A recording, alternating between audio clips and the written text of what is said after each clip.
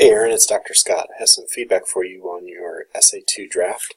Just as a quick reminder, the things that I was looking at in this draft were your ability to write a thesis statement that was focused, it was clear, it's debatable. I was also taking a look at your ability to use details from the murals and a couple quotes from either the documentary that we watched or the Scioto Historical website to use a couple quotes to support that thesis statement as well. Also taking a look at your ability to organize your paper and to use transitions. And when I say organization, I mean you just don't have similar ideas grouped together, but you have a reason why you're beginning with one paragraph and then maybe going on to the next paragraph. And then finally, I'm taking a look at your ability to integrate sources. So those are the things that I was thinking about when I was responding to this draft. So what I have is your document up here. I have some notes to myself over on the side. And then I'll just kind of go through and talk through my feedback. So starting off, drafts, it's fine to write, a really rough draft. Like, that's absolutely fine. So I realized that this isn't what you were intending to end up with. It's just getting some ideas on the page. That's absolutely fine. We have talked in the class. We read Stedman's article about annoying ways people use sources, and he's got this thing about beginning paragraphs with quotes. And your very first paragraph begins with a quote, and it goes right into the two murals that stood out to you without much connection between the two. So I don't know where this quote is from. I don't think it's from the documentary or the Scioto Historical website. But you'll need to find a different place to kind of integrate that into your writing. Right now, it seems to kind of come out of nowhere. I think one of the bigger issues with the essay is that part of your paper is like a paper about history, and the other part is about the murals. And this assignment is asking you to analyze kind of just the murals. Like, you can use a little bit of history and a little bit of context to explain or to help you with your analysis, but there are, within your body paragraphs, it seems like you're more interested, or you're trying to write more about the history of the town than you are about how the murals are trying to represent that history. And that's a huge thing to kind of figure out between here and the draft, or between here and the revision. So right now, the thesis statement, it's trying to do this thing. Like, I don't see like the specific things that you're going to be looking at in your paragraphs. Like, I don't see that in a thesis statement just yet. After reading the introduction, it looks like you're going to be talking about color a little bit, players' expressions, and that's really kind of the two things that I see there. But we've got those kind of spread out over like 3 or 4 sentences. They need to be condensed into one sentence that kind of explains what this overall paper is going to do.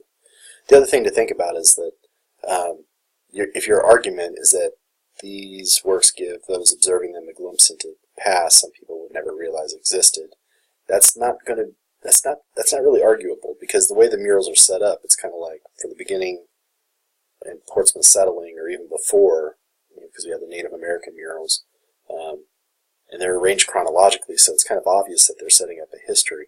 But they want us to think a certain way about that history, and that's the thing to think about between now and the revision, is what is it they want us to think about that history? How do they want us to feel about this town and that history that they're representing? I think that if you're able to kind of start working some answers out on that question, I think you're going to work yourself to a thesis statement that's actually an argument. Right now, there's not much of an argument to the paper. It's just saying they represent history, and you'll have to have something that's a bit more argumentative than that. Like I said, the very first paragraph, the very first body paragraph here, it begins with something about the history and not really the murals, and that needs to get turned around. Also, you'll need to try to work that quote into a paragraph, and maybe you choose a different paragraph or choose a different quote altogether, because again, this is about the history of the town and the history of Mitchell Lace. It's not really, right now it doesn't seem to be helping you analyze the murals, so you want to make sure that you're using quotes that support your argument about the mural. I saw hints in a couple places in this paragraph, and I mean, you're mentioning colors here, but what are those colors being used for? And I think here at the very end of this paragraph, you have this like hardworking and focused idea, and maybe the overall argument of your paper could be the two murals are really trying to show just how hardworking the people in Portsmouth are. Like, okay, like I think that has some, you can get some distance in that, because if you take a look, like here, I think that you see people that are focused on their job, and they appear to be hardworking. And then how do they convey that hardworking idea? Well, maybe that's color. Maybe that's the actions that you see in the mural. Maybe it's the way that it's framed. I mean, it's up to you to kind of figure out what are the ways that they get that hardworking idea across. That's the argument that you bring to it. But I think that this idea here is something that you could kind of work around. But the entire paper has to kind of focus on that. So if your argument is that these two murals are really showing just how hardworking the people from Portsmouth are, and they do that through the use of color and blah, blah, blah, make sure that everything in those body paragraphs is coming back to that hardworking idea. Not the history idea, the hardworking idea. Okay, and I also see, another way that you could kind of connect the dots and come up with an argument is that the murals are trying to show teamwork or togetherness.